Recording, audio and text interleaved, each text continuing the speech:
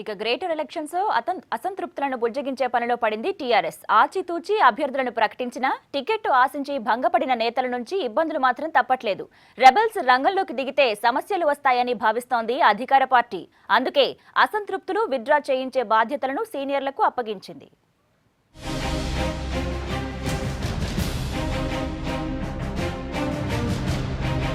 గ్రేటర్లో నామినేషన్ల పర్వం ముగియడంతో భవిష్యత్ కార్యక్రమాలపై దృష్టి పెట్టింది టీఆర్ఎస్. టికెట్ రాక రెబల్ గా నామినేషన్లు వేసిన అభ్యర్థులను విత్డ్రా చేయించే పనిలో పడ్డారు నేతలు. ఎన్నికల్లో గెలవాలంటే ముందుగా సొంత పార్టీ నేతల అసంతృప్తిని చల్లార్చాలని డిసైడ్ అయింది.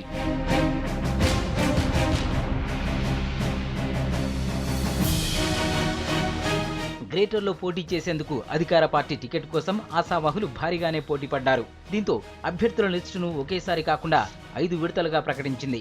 జాబితాలో పేరు ఉంటుందో లేదో తెలియక కొందరు అభ్యర్థులు ముందే నామినేషన్లు దాఖలు చేశారు. దీంతో గడువు ముగిసే నాటికి టీఆర్ఎస్ తరఫున వందల్లో నామినేషన్లు నమోదయ్యాయి.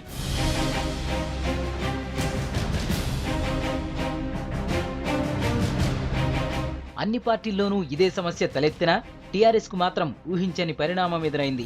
దాదాపు అన్ని డివిజన్లలో 10కి పైగా నామినేషన్లు దాఖలు కావడంతో పార్టీ నేతలకు ఏం చేయాలో అర్థం కాని పరిస్థితి ఏర్పడింది. తీరా అభ్యర్థులను ప్రకటించడంతో అసంతృప్తులు ఆందోళనకు దిగారు. అత్యంత బాధాకరం. ఈ రోజు 6 డివిజన్లలో టికెట్లు కేటాయించిన అభ్యర్థులు ఒక్క అభ్యర్థి కూడా ఇక్కడ వచ్చి తెలంగాణ తల్లికి పూల పాలాభిషేకం కనీసం ఆమెకు ఆశీర్వాదాలు తీసుకున్న దాఖలా లేవు. దీన్ని బట్టి అర్థమవుతుంది హైకమాండ్ ఎలాంటి వాళ్ళకు టికెట్లు కేటాయించిందని చెప్పి. టీఆర్ఎస్ పార్టీ తరఫున మా నేర్గం భాస్కర్ గౌడ్ గారికి టికెట్ వస్తుందని మేము చాలా ఎదురు చూసాము. ఈ చిలకానగర్ డివిజన్లో మా అన్నగారికి ఇచ్చి ఈ టీఆర్ఎస్ పార్టీ తరఫున ఆయన గెలిపించుకొని మొత్తం ప్రజలంతా ఆయన తరఫున ఉన్నారు. ఆయన అందరికీ అందుబాటులో ఉంటారు, అన్ని కష్టాలు తీరుస్తారు, కంటి ఉచిత విద్య ఎన్నో చేస్తున్నారు. ఆయన చిలకానగర్ డివిజన్లో ఆయన కారు తరఫున సీట్ ఇచ్చి బీఫామ్ ఇచ్చి ఆయనను మేము గెలిపించుకుంటాము. మేయర్ పీఠమే లక్ష్యంగా పెట్టుకున్న టీఆర్ఎస్ అసంతృప్తులపై నజరు పెట్టింది. నయానో భయానో వారిని పోటీ నుంచి తప్పించే పనిలో పడింది. అసంతృప్తులను బుజ్జగించే ప్రయత్నాలు మొదలయ్యాయి. టికెట్లు రాని వారికి త్వరలో భర్తీ చేసే నామినేటెడ్ పోస్టులు, పార్టీ పదవుల్లో న్యాయం చేస్తామని హామీ ఇస్తున్నారు పెద్దలు.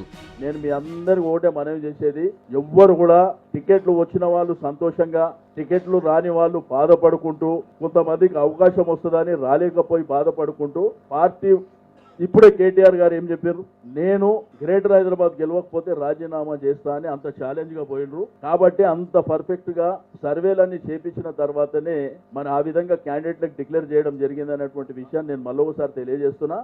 కాబట్టి వీళ్ళు 6 మంది కార్పొరేటర్ 100% కార్పొరేటర్లు అయితే అనుమానం లేదు వీళ్ళందరూ. అయితే కార్పొరేటర్లు అయితే కార్పొరేటర్లు వాళ్ళ గౌరవం వాళ్ళకు ఉంటుంది. మిగిలిన వాళ్ళ గౌరవం కూడా 1% కూడా లోటు లేకుండా చూసుకునే బాధ్యత నాది. గురువారంతో నామినేషన్ల ఉపసంహరణకు గడువు ముగియనుండడంతో ఈలోపు అసంతృప్తులను బుజ్జగించి అవసరమైతే 1-2 చోట్ల అభ్యర్థులను మార్చే ఆలోచన కూడా చేస్తోంది అధికార పార్టీ.